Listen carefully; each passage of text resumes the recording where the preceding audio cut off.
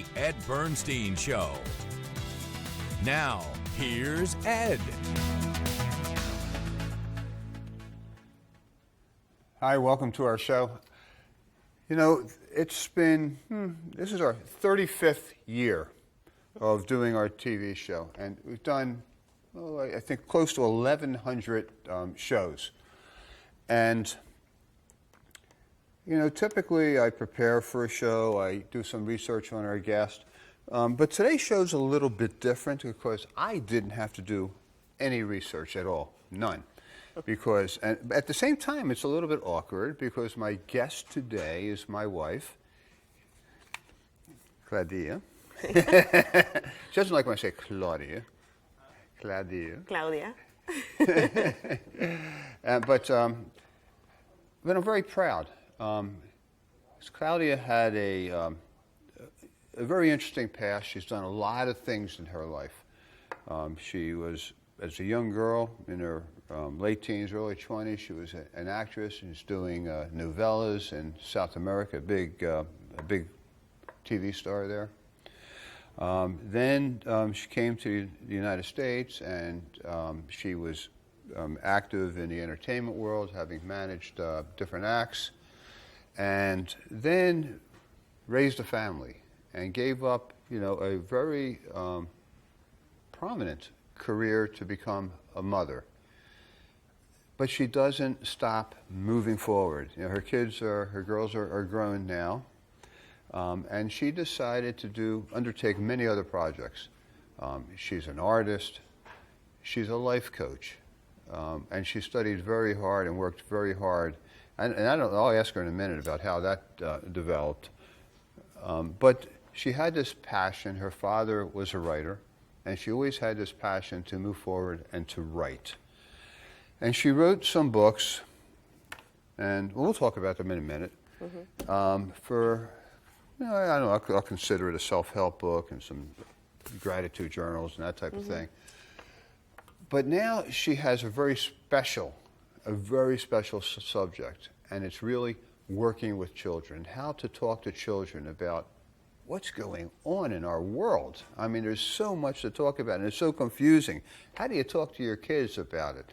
You know, when I was growing up, divorce was rare. You know, quite honestly, I'm thinking back to my street where I lived, and there's about 60 or 70 homes on that street. I can't think of one family that got divorced.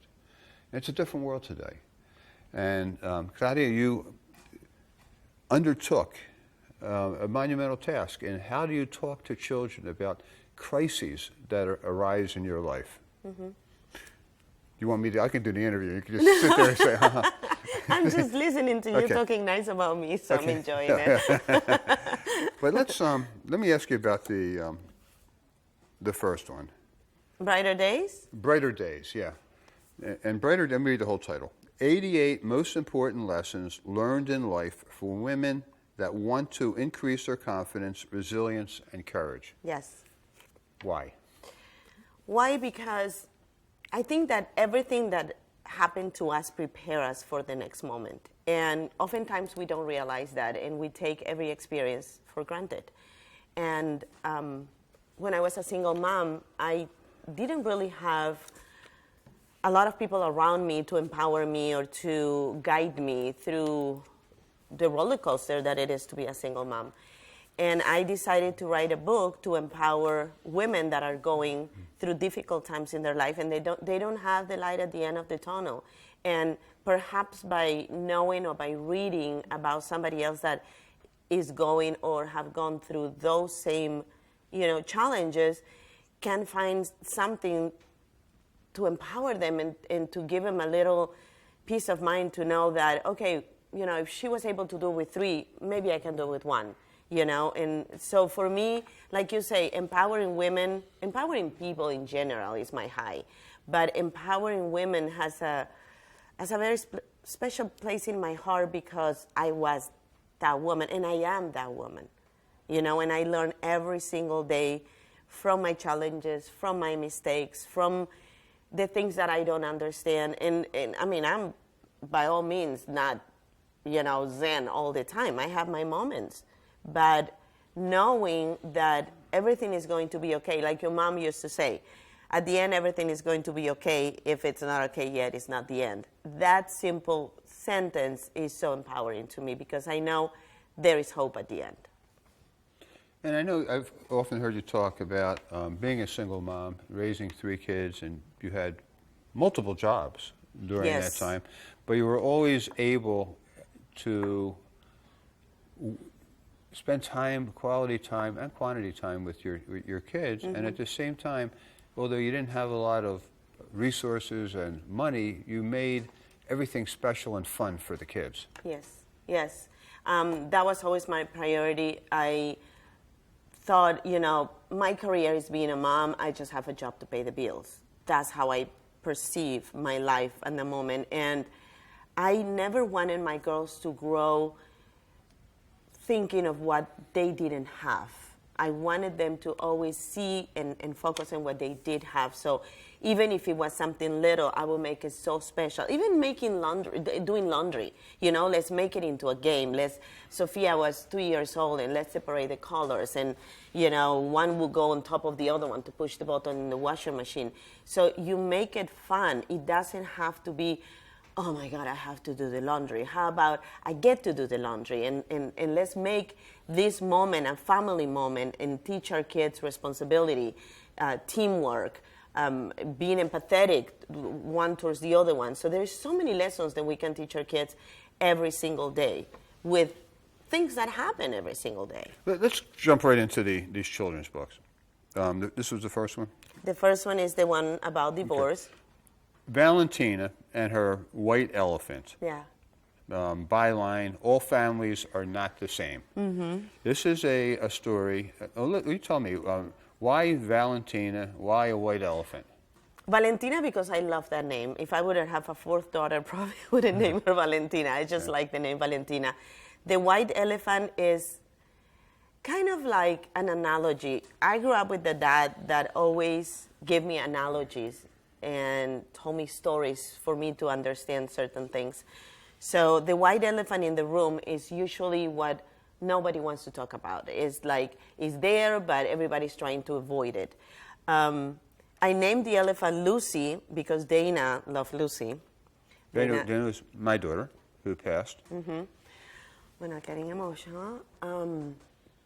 So we went to Atlantic City once, and we went to see the big Lucy elephant, and Dana loved it. So I wanted to incorporate that emotional part into the books, and so I named the elephant Lucy.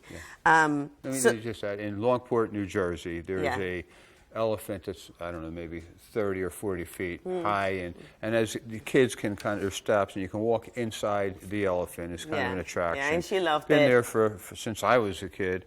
The elephant's name was Lucy, and that's how we got the name of the elephant. So Valentina has her stuffed animal. You can see it better in the second book, but she has her stuffed animal there.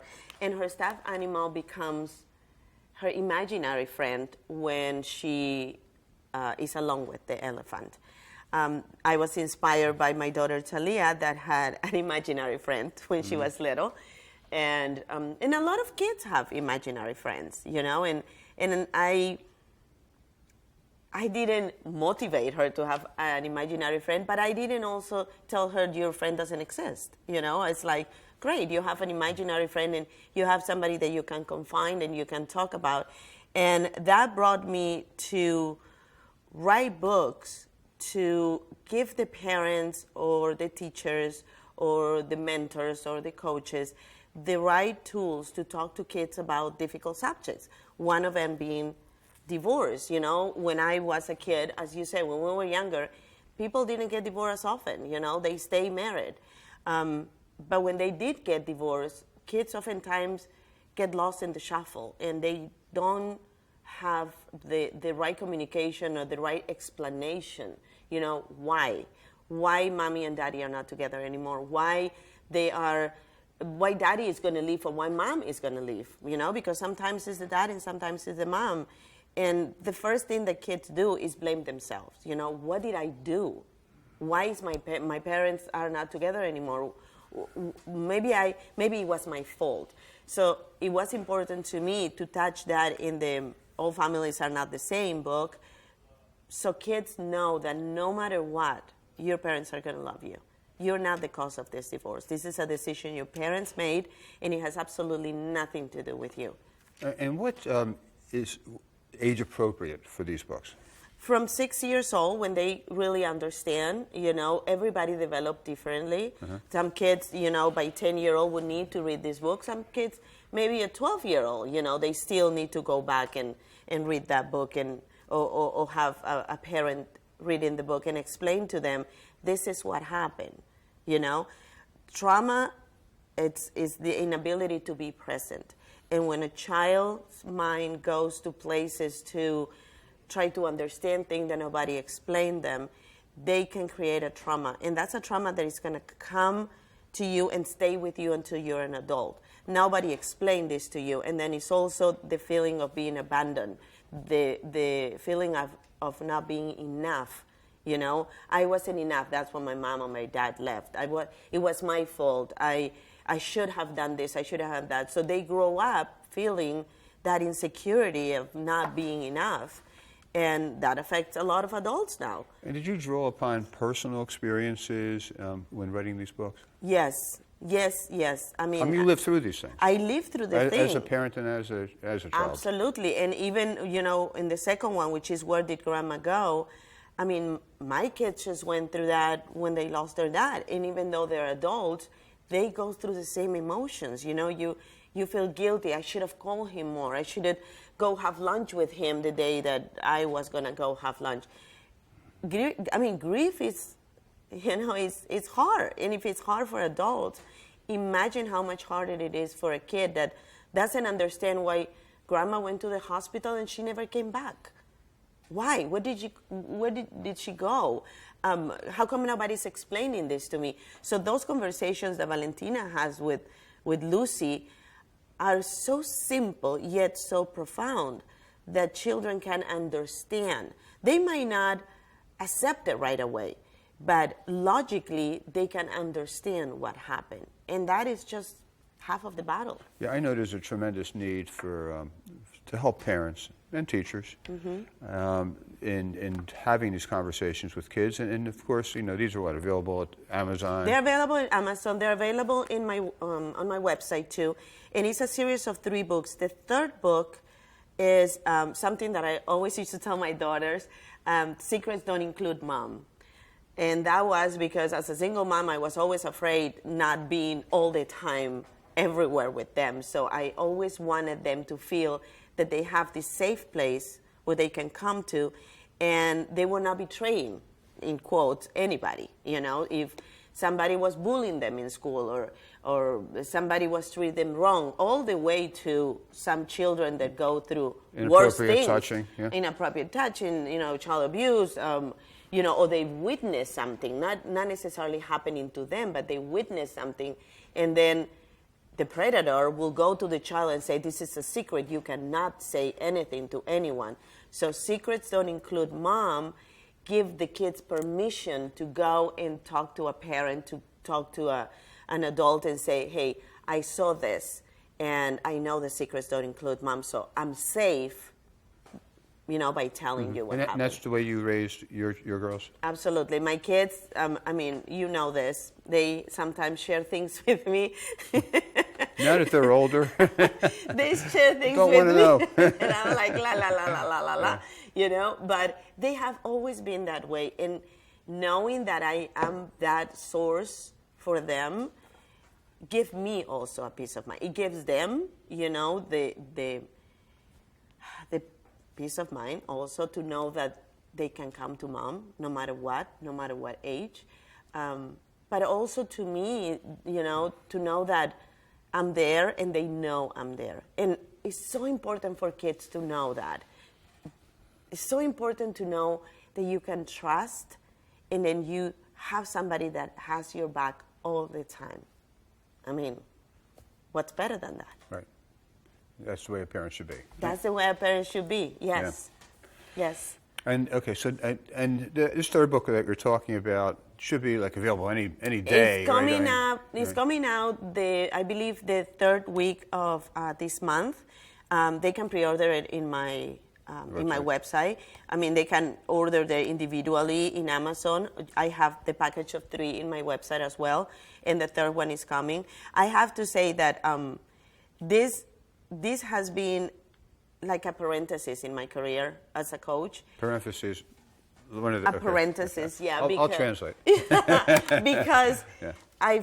It was in my bucket list. I wanted to do it for the longest time, and I thought it was so important nowadays, especially. For me, it was always important to protect the innocence of my kids and only answer when they're curious. Not everybody. I mean, I truly believe every kid has gifts, but not every kid opens their gifts at the same time.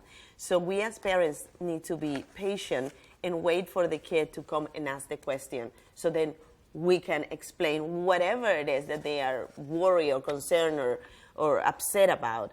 And these books will give them the tools to talk to them the right way. And also, one thing I want to bring up is Dinosaur House is the publisher. But all these illustrations are done by Alejandra, which is a very talented girl from Venezuela. I was going to, I mean, the graphics are just adorable. Yeah, very cute. Adorable. Yeah. Adorable. And I have to say, I didn't know what Valentina was supposed to look like. And one day I was, I follow this in Instagrammer, Sasan, and her daughter name coincidentally was Valentina. So I said, you know what? I want this little girl to look like her a little bit because she absolutely adorable child. But so it's a combination of everything, and I'm super proud of it, and I am happy to make it available in schools. That's my goal, to put it in the schools so when a kid is going through that or a friend of a kid is going through that, the kid can, they can read it and be empathetic towards that other kid that, oh, my grandma died. Oh, I understand how you feel. I read a book about it. Hey, let me ask you, I'm going to put you on the spot. Go ahead. If there's a teacher watching our show right now, and they're interested in these books, complimentary? Send them a complimentary? I'll send it to them. Yeah. Absolutely. Listen, my job, my career, my passion is being a coach. I love to empower people, you know this. But this is something that I want to give to every family. Of course, they can buy it in Amazon and on my website. But if there is a teacher that wants this for their classroom and they're going to read it to the children and they're going to help the kids, overcome whatever they're going through at that moment, I will be more than happy to send it to them. That's great. Okay, so those are the 3 children's books. Yes. I want to talk about some of your previous books. We talked about the Brighter Days one, and this is was primarily written to empower women, as you say. Yeah, and it's in English and Spanish. Now, you have these journals. Yes. Let me start with the first one. I don't shrink to fit. Now, how did you come up with that expression? What does it mean? We live in a society that makes you, or they, in a way, force you to be somebody that you're not. And oftentimes there are those boxes, that our friends or family and everybody try to put us in. And we all want to fit in, which is not the same as belonging. When you belong, the other person also wants you to be part of it. But when you fit in a way, it's like you're squeezing your way in, in that little box. No one should shrink to fit. No one. You are who you are. You should be empowered. You should shine with your own colors. Those are your colors, and nobody should tell you how you should be. And this journal, which I give it to my clients, I give them like a little package, of my book, that and my affirmation cards, is so helpful. I mean, I have clients that are in their 7th journal because not only help them focus on the positive of every day, but also they create that habit, to wake up every morning and write their intention for the day. It has quotes in the bottom and some pages too. And it really forces you to pay attention to what is good and positive and is working for you in your life. Oftentimes, we have not such a great day, and then, we break a nail. I said that in my book, and then we go, and on top of that, I broke a nail. But when you are focusing on the positive of every day, you say, I had a great day. Yeah, I broke a nail, but I have a great day. So it's a different perception of your life. So the intent of this journal is to wake up in the morning and write something kind to yourself. Right. Which, let me tell you, not easy. It's not easy, and I have some exercises in my book. And sometimes, you look at yourself in the mirror and you just start crying because you're like, you don't have anything nice to say to you. So it forces you to talk kind to yourself.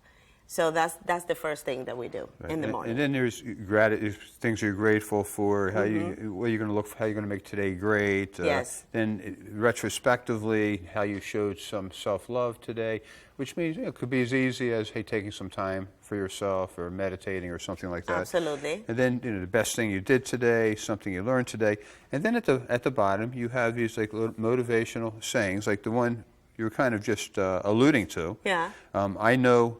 Soon enough, I will be able to look back and realize that everything happened for me. Yes. Not to me. Yes. For me. Everything happens for you. Even the bad things. Even the bad things, because everything that we are living right now is preparing us for the next moment. So even if what you're living right now is not that great, it's somehow preparing you for whatever is coming next. So everything is a lesson. And when we start seeing that as, wow, okay, I'm stuck in traffic right now because maybe, I needed a little more time to listen to a message that is going to come in the radio that is going to empower me. Who knows? Or maybe, you didn't have to take that exit, and further up, there was an accident, and it was a good thing that you were stuck in traffic. So starting to see everything that happens in your life as for you instead of to you, totally shift you, shift the way you see life. We have a habit as being people to judge everything as good or bad as it is occurring. Right. But we really don't know if something is good or bad.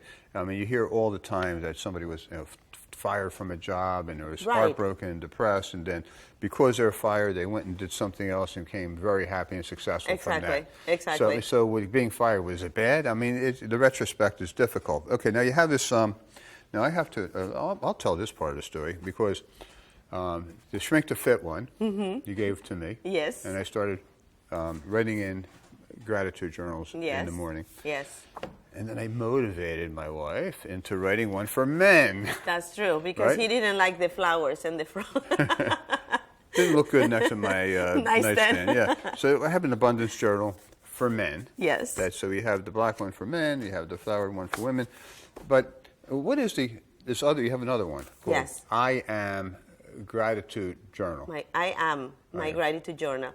I am is probably one of the hardest phrases to complete, because we tend to go to what we are, I am a lawyer, I am a coach, I am a teacher.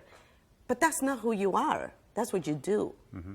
So teaching kids to value what they are, I am kind, I am joyful, I'm generous, I'm empathetic, I'm brilliant. That self-talk right from when they're little is going to make such a huge difference when they're adults. Well, so what is next? I mean, you're writing for 5-6-year-olds in these journals. I mean, but teenagers need I know you help, want right? that, but right now we're concentrating in this. I was offered to do another 3 series to talk about a little more, risky subjects, and it probably would be for a little older kids, because especially now, kids are growing so fast and they're exposed to so much, and when they don't have that connection with their parents, they will go and try to find those answers somewhere else. So it's important that parents are aware that kids are going to be curious, and when they ask a question, don't dismiss him, because that child is going to go somewhere else and try to find that answer somewhere else. And perhaps that answer is not the answer that you would want to give to your kid. Now, you do coaching, you do private coaching, right? Yes, I do. For people as well, and you call yourself an abundance coach. What is an abundance coach? Well, what is abundance? It's a lot of something, right? Yeah, hopefully a lot of good things. Yeah, a lot of good things. And we usually think it's things, but it's not things. I mean, it's things, of course, but for me, having a life of abundance, it's a little different than having a life of abundance, having 3 cars, 2 houses, and trips. So I help my clients find those meaningful things that have in their life every single day without spending $1.